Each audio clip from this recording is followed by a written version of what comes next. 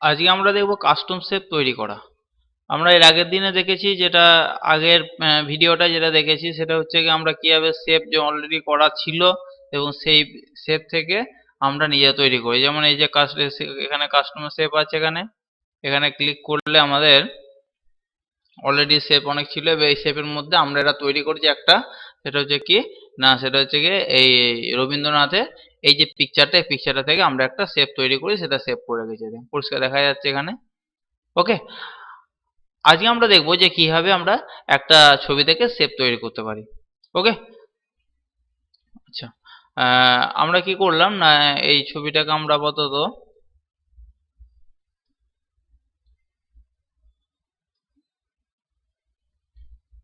উপরে রেখে দিলাম, এটাকে উপরে, কারণ এটা আমি তৈরি করব আমরা। আচ্ছা,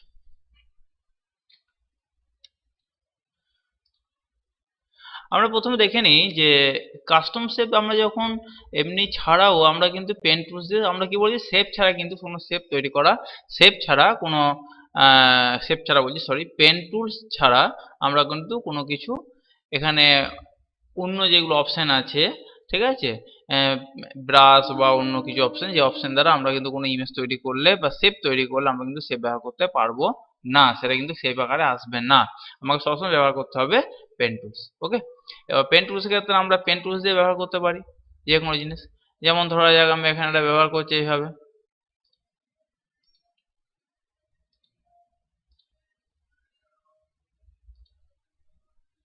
এভাবে করার পর আমি এটাকে শেপটাকে পরে চেঞ্জ করতে পারি অবশ্যই, যেগুলো আগে দেখানো হয়েছে এখান থেকে।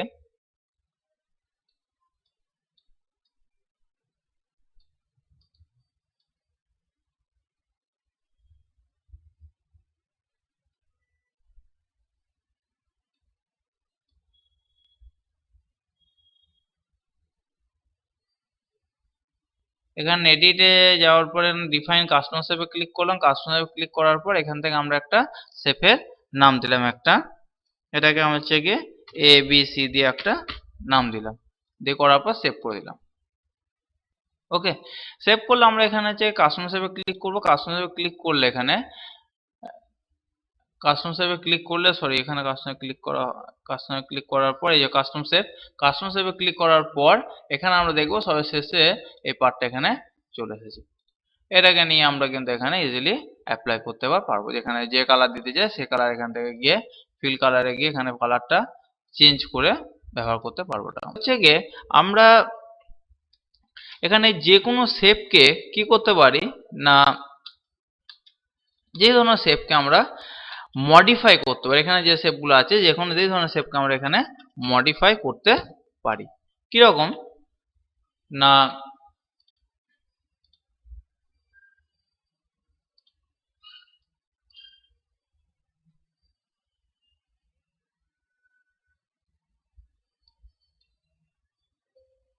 আচ্ছা, এটাকে আমরা ডিলিট করে দিচ্ছি আপাতত এখন।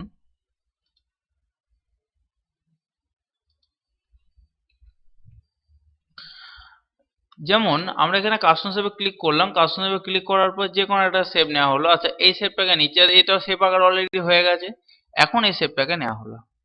এই শেপটা নেওয়ার পর এবার আমি এখান থেকে করলাম গিয়ে combine shape, combine shape click করার পর এবার এখান থেকে আগে যেটা নিচ্ছিলাম যে কোনো শেপ এখান থেকে আমরা নিতে পারি, যে ধরনের যে কোনো শেপ নেওয়ার পর এখানে যদি করা হয় তাহলে এবার কিন্তু আশা করি কম্বাইন এটা হলো। এই জিনিসটাকে আমরা কিন্তু আবার এটাকে শেপ আকারে এখানে করতে পারি।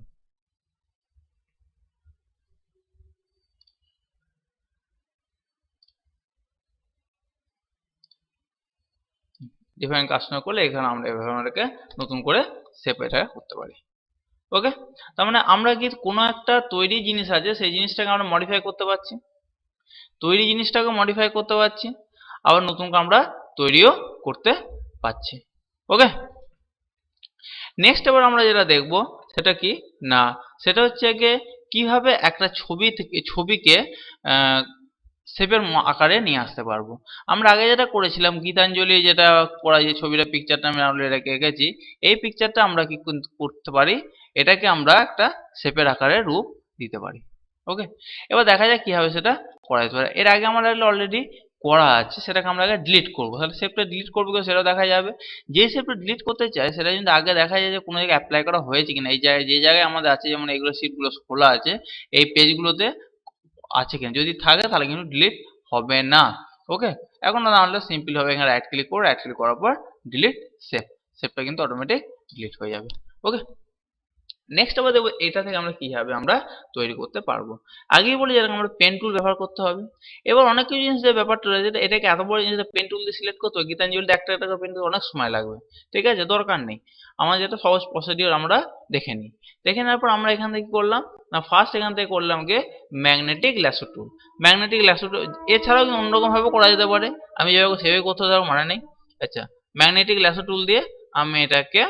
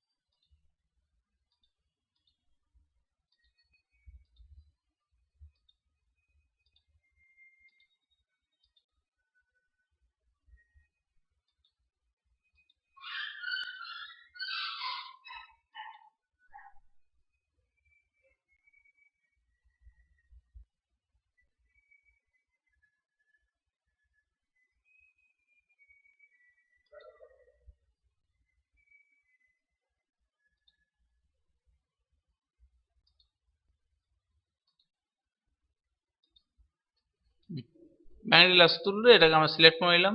পরে গীতাঞ্জলিটা ম্যাগনেটিক লাsso টুল দিয়ে করার থেকে সব থেকে বেস্ট হচ্ছে এখান থেকে ম্যাজিক ওয়ান্ডার টুল দিয়ে করা। এখান থেকে আমরা এখান থেকে ম্যাজিক ওয়ান্ডার টুল দিয়ে পার্টটাকে সিলেক্ট করে নিলাম।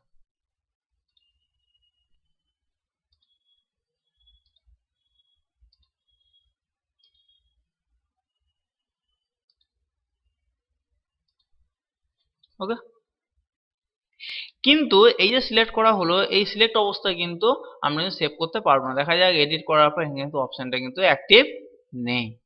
আমার কি করতে হবে, এটাকে অবশ্যই এটাকে পাথে কনভার্ট করতে হবে। ওকে, এটাকে পাথে কনভার্ট, এখানে পাথ যদি আমরা দেখতে চাই তাহলে আগেই বলেছি উইন্ডোজ এখানে পাথ, এই যে পাথ আছে এখানে পাথ কিন্তু কোনো কিছু অ্যাক্টিভ হয় নাই। পাথকে অ্যাক্টিভ করতে হলে কি করতে হবে, এখানে রাইট ক্লিক করতে হবে, রাইট ক্লিক করার পর এখানে করার পর হচ্ছে গিয়ে মেক ওয়ার্ক পাথ, এটাতে কনভার্ট করতে হবে। মেক ওয়ার্ক পাথে কনভার্ট করবে টলারেন্স চাইবে, টলারেন্স দেওয়া যেতে পারে নাও দেওয়া যেতে পারে, অ্যাজ ইউর উইশ। আমি এখানে ওকে করে দিলাম, এখানে টলারেন্স হয়ে গেল, এখানে নিয়ে এলো। এবার আমরা যদি মন করি এই যে পার্টগুলো আছে পার্টগুলোকে আমরা কিন্তু মডিফাই করতে হবে। অবশ্যই মডিফাই করতে গেলে এখানে আমাদের এই পাত্র এই টুলসটাকে ব্যবহার করতে হবে। আগেও বলেছি এটা হচ্ছে কোনো জায়গায় সরানো নড়ানোর জন্য কন্ট্রোল জেড, এই টুলস আর একটা যেটা আছে কাস্টমার সেটা হচ্ছে কি আমরা শিফট এ করলাম, শিফট এ করার পর এখান থেকে এগুলোকে আমরা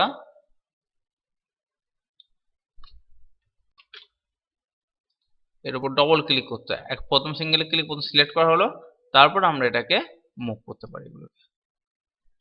ক্লিয়ার?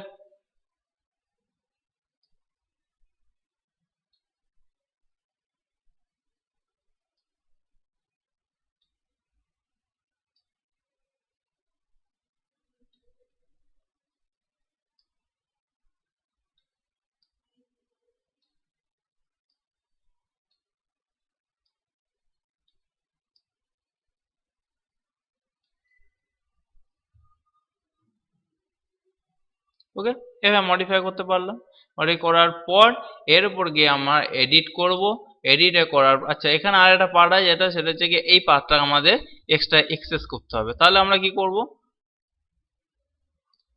পেন টুলসে ক্লিক করলাম, ক্লিক করার পর এখানে করার পর এক্সক্লুড ওভারল্যাপিং, এখানে করার পর আমরা এখান থেকে পাথটাকে সিলেক্ট করলাম।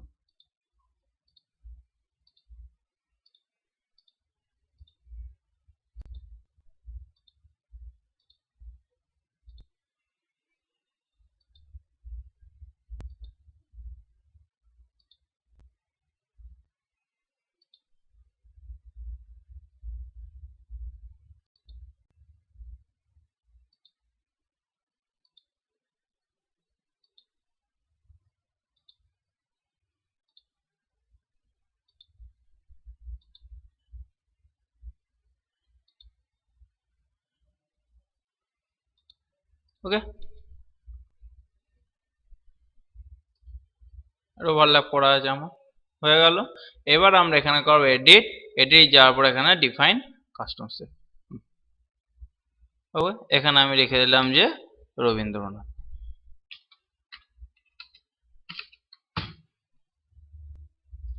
Save, complete. এবার আমরা এখানে কোনো ব্ল্যাঙ্ক কোনো পেজ নেই, পেজ নেওয়ার পর আমরা এখানে সেপে যাই, সেপে করার পর এখানে আমরা একদম পাবো সবার শেষে। এবার এখানে যে কালার থাকবে সে কালারে এখানে নিতে পারলে এখান থেকে ক্লিক করে কালার চেঞ্জ করে নেবো, কি কালারের দরকার এটা করার এখানে ক্লিক করে দেবো, আর সেই কালারে আমরা চলে আসবো। ওকে, তাহলে এভাবে আমরা কিন্তু কোনো শেপ খুব ইজিলি ভাবে তৈরি করতে পারি। ওকে।